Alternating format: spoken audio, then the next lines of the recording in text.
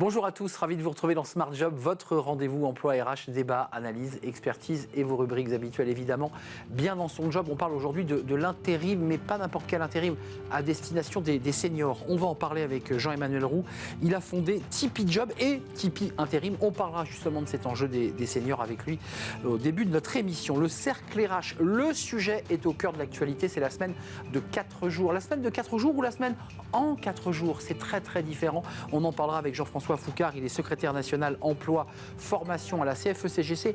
Il prépare d'ailleurs un livre et un guide sur cette semaine des 4 jours. Et puis Vincent Binetruy, il est directeur France de Top Employer Institute. Ils sont mes invités. Fenêtre sur l'emploi, moins de confiance chez les chefs d'entreprise, mais plus d'embauches en 2024. Tiens, c'est un paradoxe. On en parlera avec Mathieu Imbert-Bouchard, managing director chez Robert Half. Voilà le programme tout de suite, c'est bien dans son job.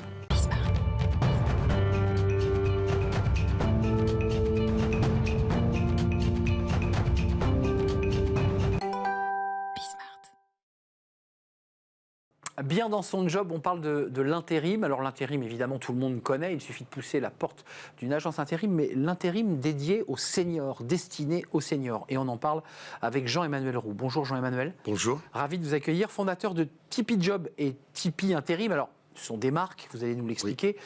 Mais il y a quand même chez vous cette idée de vous intéresser aux seniors. Pourquoi cette idée de vous concentrer sur les seniors ? Alors en fait, avec Tipeee Job, qui est la plateforme d'emploi où les entreprises viennent directement les recruter, en CDD ou en CDI, on a démarré en 2018 parce que par rapport à des demandes d'entreprises qui avaient déjà du mal à trouver de la main-d'œuvre qualifiée et qui recherchaient des gens expérimentés et disponibles sur le marché. Ça, c'est première étape. Ça, c'est première étape. Et puis après, vous dites, après tout, faisons Tipeee Intérim. Alors, en fait, ça correspond... Tipeee Job et Tipeee Intérim correspondent à deux populations de candidats. Tipeee Job, c'est vraiment pour la personne de 50 ans jusqu'à 60, qui a perdu son emploi, qui recherche un CDI, sa fin de carrière, etc. Donc, à ce moment-là, on les met directement en relation avec l'entreprise et l'entreprise fait le contrat. Tipeee Intérim, ce sont pour les gens qui sont très proches de la retraite et les retraités actifs, parce qu'il y en a de plus en plus de retraités. Complément de revenus. Complément de revenus, exactement. Envie de transmettre également, garder un lien social. Et cette population-là souhaite faire des missions temporaires et les entreprises ne savaient pas comment les prendre. Donc on a créé Tipeee Intérim, mais c'est toujours dédié à une population senior. Vous, l'enjeu des seniors, c'est quelque chose qui vous traverse quand même. Parce que vous avez connu cette galère.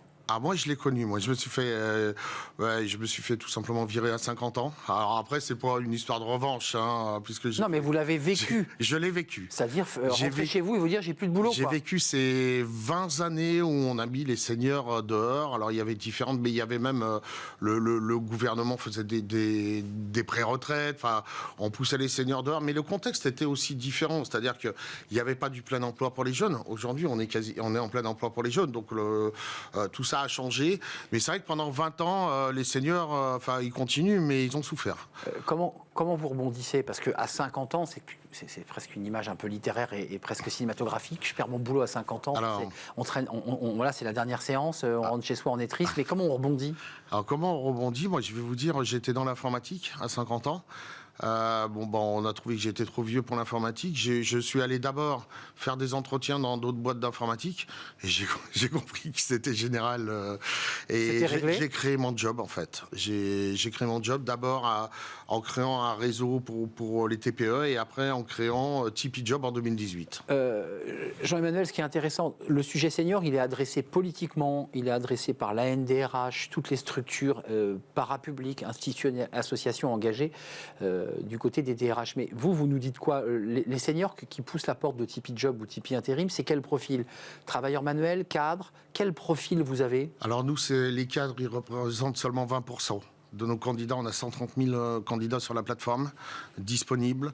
Et c'est surtout des non-cadres. Et c'est eux qui ont le plus... Alors, l'emploi des cadres seniors, c'est compliqué aussi. Et à la rigueur, c'est le métier de l'APEC, LinkedIn, etc. Par contre, nous, on fait beaucoup de non-cadres. Donc, travailleurs manuels, mais surtout des gens qui sont spécialisés dans un métier. Un boucher, c'est un non-cadre. Un mécanicien n'est pas cadre. Un plombier n'est pas cadre. Les bouchers, par exemple, ça, c'est un cas typique. Toutes les boucheries ferment les unes derrière les autres. C'est quasiment impossible à trouver. Je suis en train de regarder avec de grandes sociétés dans l'agroalimentaire ou des grossistes dans l'agroalimentaire ou dans l'alimentaire tout simplement pour aller rechercher des retraités, des anciens bouchers et les mettre en mission d'intérim justement. Parce que boucher, poissonnier, fromager même, tous ces métiers-là, c'est des métiers qui sont vraiment sous tension. Vous, votre histoire est intéressante parce que vous savez de quoi vous parlez, vous l'avez vécu dans votre chair. C'est quoi le plan de développement de Tipeee Job et de Tipeee Intérim? Parce que j'ai l'impression que là, avec ce qui se passe sur le débat des seniors, l'allongement de la durée de travail de 62 à 64, enfin, je veux dire, il y a un développement incroyable. Alors, il y a un développement incroyable. Alors, pour la partie Tipeee Job, c'est la partie, je dirais, la plus complexe. Parce que dans le débat de la réforme des retraites, on a parlé de CDI senior, d'aide, de réduction de charges, etc. Ouais. Tout a été retoqué. Il y a des débats actuellement. Entre les partenaires sociaux et avec les résultats, je crois, fin mars au maximum. Mais il faut absolument faire un plan d'emploi senior comme on a fait un plan d'emploi jeune juste après le Covid et qui a parfaitement fonctionné en fait. Avec un senior, une solution. Vous vous rappelez, il y avait un jeune, une solution. Certains un senior, une solution. Un senior, une solution. Mais un senior est même une solution pour l'entreprise. Aujourd'hui, vous avez plus de demandes de seniors sur votre site que de demandes des entreprises? Ou est-ce qu'aujourd'hui, les entreprises cherchent vraiment de la main-d'œuvre qu'elles ne trouvent pas? Alors aujourd'hui, il y a des choses qui ont changé quand même. Avant le Covid, on avait 4-5 secteurs d'activité sous tension, qui le sont toujours, et puis je pense qu'ils vont le rester. Et là, il y en a encore plus. Et là, maintenant, on a tous les secteurs d'activité, le monde bancaire, le monde de l'assurance, la SNCF, avec qui je ne travaillais pas avant, par exemple. Et donc les entreprises sont ouvertes. Alors elles viennent en premier lieu pour la pénurie parce qu'elles ont des difficultés à recruter. Donc elles viennent chercher des compléments de sourcing. Compléments de sourcing, vous avez différentes solutions. Il y a le robot par exemple, comme Amazon peut prendre des robots, mais il n'y en a pas beaucoup. Vous avez le migrant, mais c'est surtout de la main-d'œuvre non qualifiée en fait aujourd'hui cette partie-là. Et vous avez les seniors. Et les seniors ils sont de plus en plus nombreux. Donc il y a un vivier. Il y a un vivier énorme et il va continuer à croître ce vivier. Toutes les 37 secondes, il y a une personne qui dépasse les 50 ans et il y a un bébé qui naît toutes les 48 secondes. Donc on est en train de créer plus de seniors que d'enfants actuellement en France. Merci pour cet éclairage, ces chiffres et votre histoire particulière. Jean-Emmanuel Roux à la tête de Tipeee Job et de Tipeee Intérim. Allez-y si vous avez des besoins justement en seniors non cadres, puisqu'on a bien entendu que les enjeux étaient sur aussi des métiers manuels, des métiers très recherchés d'ailleurs. Merci de nous avoir rendu Merci. visite. On tourne une page et on s'intéresse à la semaine des 4 jours. Tiens, est-ce que ça intéresse les seniors ou pas? Je ne sais pas, mais c'est un sujet qui est au cœur de l'actualité. Semaine des 4 jours ou semaine en 4 jours? Vous allez voir, c'est une nuance de taille. On en parle, c'est le cercle RH.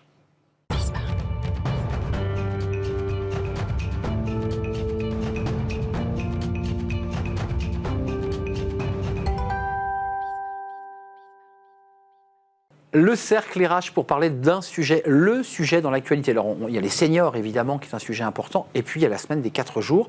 Les partenaires sociaux sont sollicités, les chefs d'entreprise y réfléchissent. Certains ont déjà démarré cette fameuse semaine de 4 jours. Mais d'ailleurs, est-ce qu'on parle de la semaine des 4 jours ou de la semaine en 4 jours, ce qui déjà n'est plus du tout le même sujet? Et on va en parler avec mes invités. Jean-François Foucard, ravi de vous accueillir. Vous êtes secrétaire national en charge de l'emploi et de la formation au sein de la CFE-CGC. Et bonjour. Et vous, Plancher, ça sera après en mars, peut-être vous viendrez nous le présenter, un guide en faisant des auditions, un travail presque scientifique sur cette fameuse semaine des 4 jours. Vous confirmez? Oui, le but du jeu, c'est de faire un guide à l'aide à la négociation pour nos militants. Donc parce que point quand même des débuts de négo sur la semaine de 4 jours. Parce qu'ils sont sollicités et il y a certaines branches, notamment l'assurance, qui souhaitent en fait rentrer dans le système. L'assurance a déjà effectivement mis sur la table la semaine de 4 jours. Vincent Binetruy, bonjour Vincent. Bonjour Arnaud. Ravi de vous accueillir. Vous êtes venu régulièrement sur notre plateau, directeur France Top Employers Institute. Alors vous avez aussi une vue sur ce marché de l'emploi et sur la manière dont évidemment peut évoluer les organisations. Je tourne vers vous. Est-ce que j'ai raison de poser le sujet du débat en disant semaine de 4 jours ou semaine en 4 jours, ce qui revient à dire vous faites sur 35 heures, en 35 heures, 4 jours. C'est pas pareil qu'une semaine de 4 jours, on peut se dire j'aurai plus que 32 heures de travail si on garde les horaires. Là, en fait, c'est 35 heures, 4 jours. C'est ça le sujet. Il y a une grande différence, effectivement, entre la semaine de 4 jours, où on est entre guillemets entre 28 et 32 heures, ou la semaine en 4 jours, où la moyenne aujourd'hui, c'est de 39 heures. Donc, le faire 39 heures en 4 jours, c'est pas tout à fait pareil. Donc, j'entends, et ça, c'est un autre élément du débat dans la négo, ça veut dire qu'on ne peut pas avoir ceinture et bretelles. RTT et 4 jours. Ça peut être difficile. Vincent Binetruy, comment vous regardez, vous qui avez un regard aussi sur ce marché de l'emploi, comment vous regardez ce sujet de la semaine des 4 jours ? C'est une fausse bonne idée ? Pour moi, c'est une fausse bonne idée. C'est exactement le terme que j'allais employer, Arnaud. Vous me l'avez volé. Oui, je suis allé chercher dans votre cerveau la phrase. Non, en fait, je pense qu'il y a une confusion entre la problématique et la solution. La problématique et les attentes des collaborateurs aujourd'hui, c'est d'avoir un maximum de flexibilité en matière de conditions de travail. Et quand je dis de conditions de travail, c'est en termes d'horaire de travail et parfois aussi en termes de lieu de travail. Ça, c'est la vraie problématique. C'est comment on répond à cette problématique-là.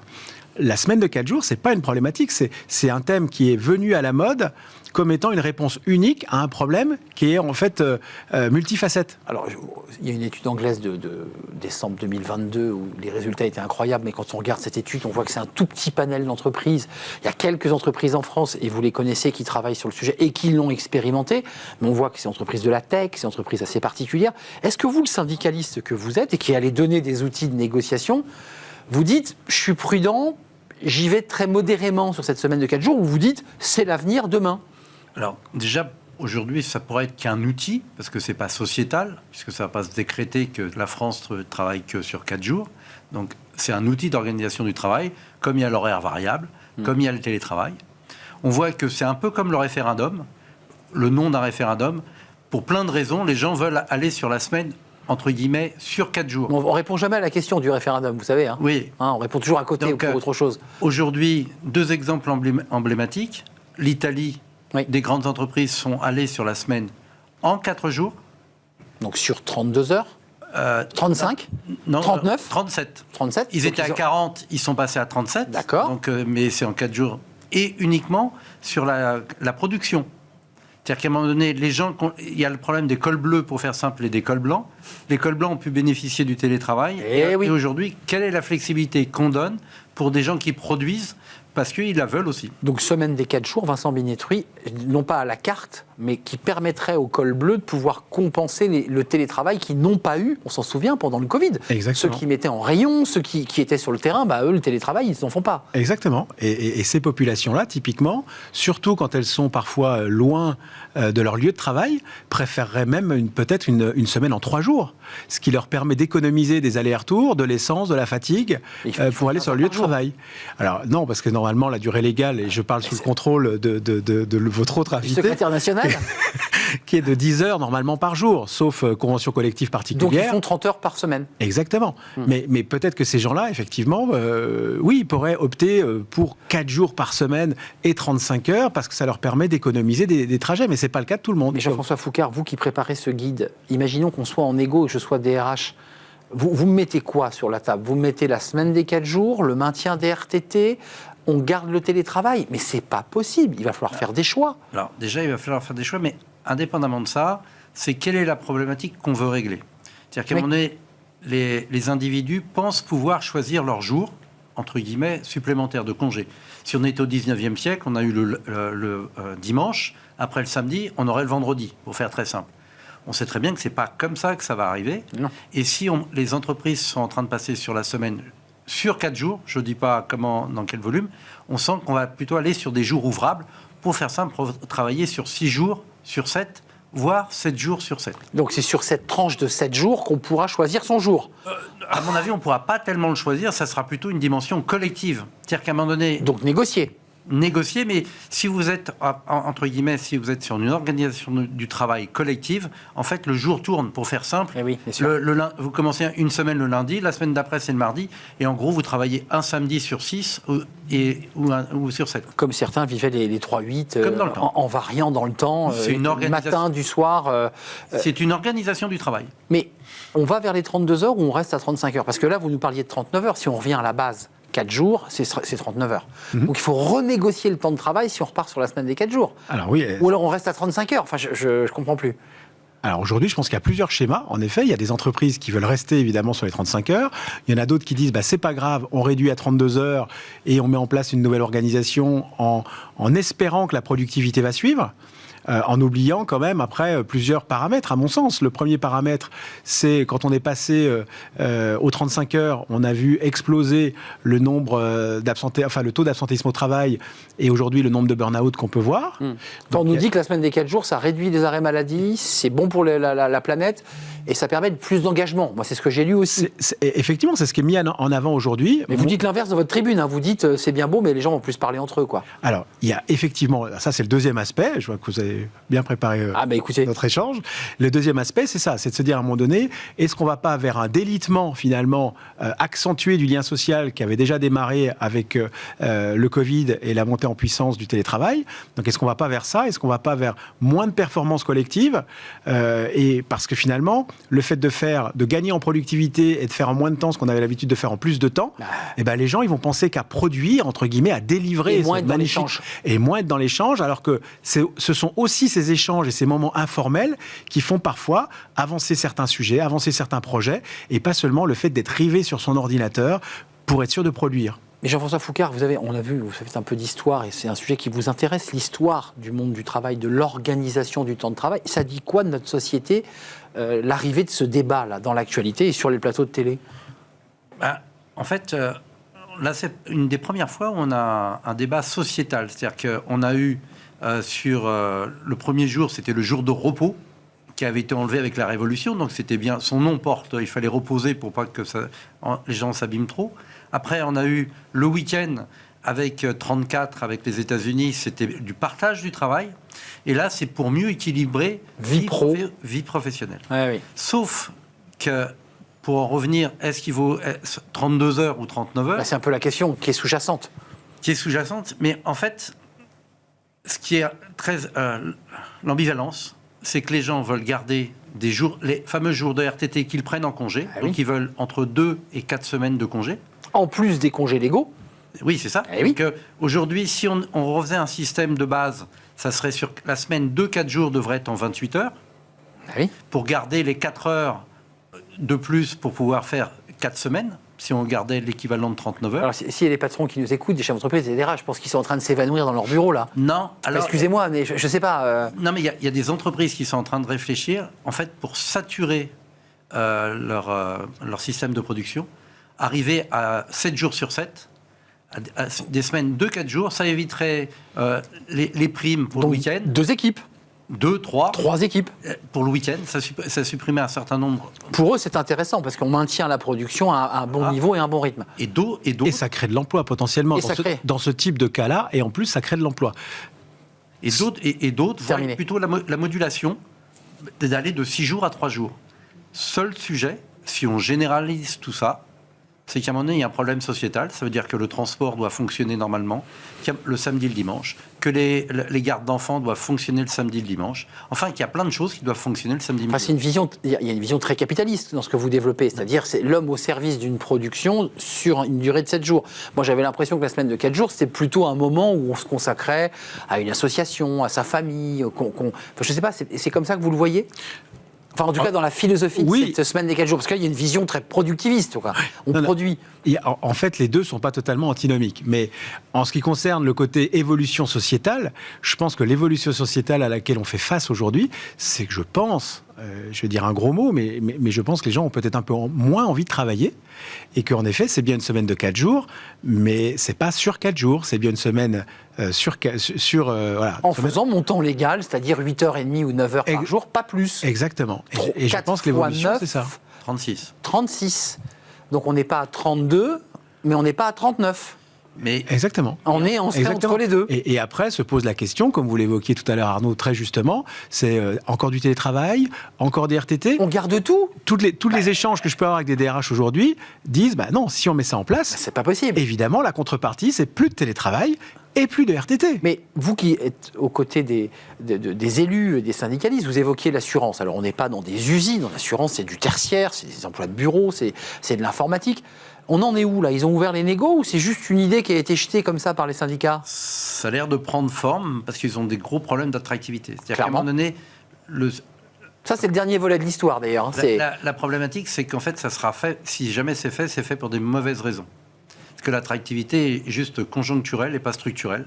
et que quand tout le monde sera à la semaine de 4 jours, en fait, il n'y aura pas plus d'avantages que... Et on ne reviendra pas à l'endroit d'où on est parti. Complètement d'accord. Et donc, à un moment donné, c'est une vraie problématique. Et une mauvaise réponse. Mais ce n'est pas le bon outil. C'est une organisation du travail. Aujourd'hui, si on prend le commerce, les gens veulent que ça soit ouvert 7 jours sur 7, bah éventuellement 24 heures sur 24. Vous avez vu les syndicats donc, voilà. Et les grèves qui avaient eu lieu pendant l'ouverture des magasins le dimanche. Enfin, tout ça est quand même un sujet tendu. Donc vous dites, c'est pas le bon outil pour répondre à un enjeu de pénurie de main-d'œuvre conjoncturelle, parce qu'un jour ou l'autre, le marché va se renverser. Je partage complètement, Vincent. et c'est dommage, parce que vous attendiez peut-être un débat, et finalement, je suis parfaitement d'accord avec Jean-François. Objectivement, vous connaissant tous les deux, non, je sentais que vous alliez plutôt avoir des convergences, mais vous nous dites sur ce plateau quand même que tout ça, on fait beaucoup de fumée autour de ce sujet. J'ai le sentiment que les salariés n'ont pas bien senti les enjeux sous-jacents au sujet de la semaine. Vous savez, pour donner un exemple concret, je regardais une des dernières études sur le sujet, où dans les attentes des collaborateurs en 2023, le premier sujet qui ressort, c'est la semaine de 4 jours. Le deuxième, c'est la flexibilité des horaires de travail, etc.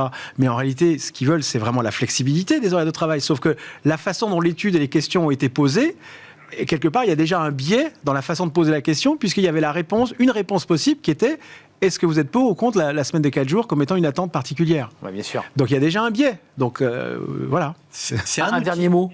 C'est un des outils de la palette. C'est un des outils de la palette. C'est ça. Et en fond, télétravail en fait partie. Le télétravail, l'horaire variable. Oui. On revient aux années 70-80. Mais il y a plein de possibilités en fonction de ce que veut l'entreprise. La grande différence que très peu de salariés ont compris, c'est qu'à un moment donné, ce fameux jour off supplémentaire, ça en fait entre 45 et 47 sur l'année quand même. Hein, donc on multiplie par 3 le nombre de plus les 20 jours de RTT. On est donc à 70 jours de plus. On arrive à mi-temps. On est à mi-temps. 180 jours de travail sur 365. Mais ceci étant, c'est qu'à un moment donné, ce jour libéré ne sera pas forcément à leurs mains. Ça sera sûrement c'est important de le dire. Quelque chose de Je ne le pose pas le vendredi ou le lundi pour avoir des longs week-ends. Non. Ça sera en tournante et peut-être lissé sur 7 jours. Oui. Ce qui est déjà plus du tout la même organisation. Ça veut dire qu'il y aura des week-ends où on sera de permanence. Tout à fait. Et on ira au bureau. Oui. Le sujet ne fait que commencer, me semble-t-il, mars pour la sortie de ce document CFE-CGC qui, à mon avis, est très attendu par les salariés et les élus parce que le sujet est sur la table des négos. Enfin, en tout cas, commence à arriver sur la table des négos. Merci à vous deux, messieurs. Non, je ne m'attendais pas à un débat explosif, je m'attendais à un débat intelligent. Il l'a été. Merci Jean-François Foucard, secrétaire national emploi, formation CFE-CGC. Et merci à vous, Vincent Binetruy, directeur France Top Employers Institute. C'était un vrai plaisir de partager ce moment avec vous. On termine avec Fenêtre sur l'emploi. Tiens, la confiance des chefs d'entreprise, vous allez voir, pas terrible. Et en même temps, il y a quand même du recrutement. On en parle, c'est Fenêtre sur l'emploi.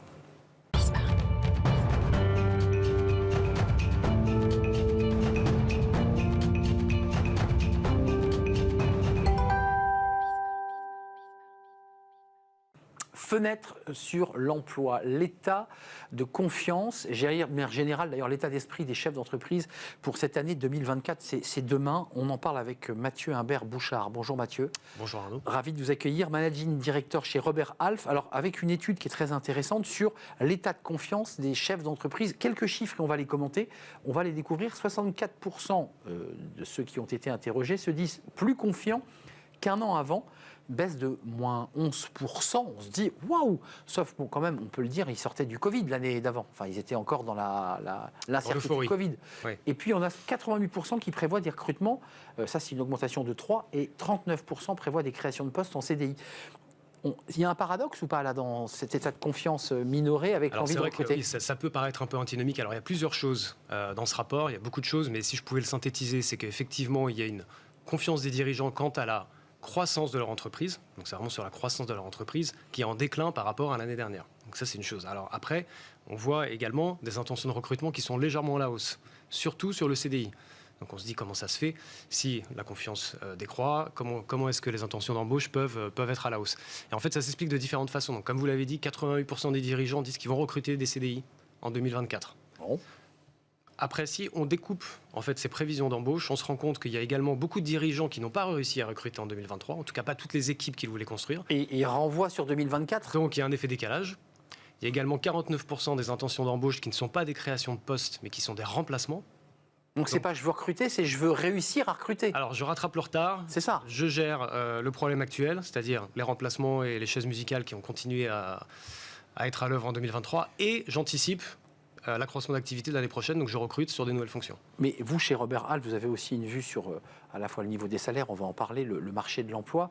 Je ne vois pas en quoi, en 2024, en termes de pénurie et de marché et de secteur sous tension, va s'améliorer par rapport à 2023. Vous y voyez des améliorations ou pas? Parce que chaque entreprise est très optimiste souvent.